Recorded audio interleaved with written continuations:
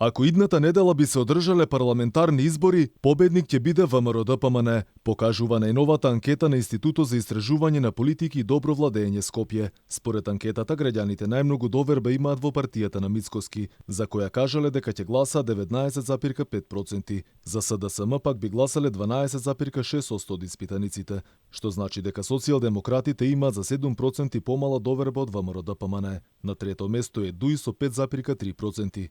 Веднаш понив е Алијанса на албанците, која ужива 4,5% од испитаниците. Ако се земат предвид бројките од анкетата, може да се заклучи дека обединетата здружена албанска опозиција му дише во врат на ДУИ. БЕСА, Алтернатива и Демократското движење имаат вкупен рейтинг од 5,1%, а партијата на Али Ахмети 5,3%. Второто прашање од анкетата е во кој политичар имате најголема доверба, и на ова прашање води ВМРО-ДПМН, односно нивниот лидер Христијан Мицкоски, кој според испитаниците е политичар за кого на анкетата гласале 16,9%. На второ место е актуелниот премиер Димитар Ковачевски, кој има 9,1% доверба од испитаниците. Односно речиси 8% повеќе, испитаниците имаат доверба во Мицкоски наспроти Ковачевски.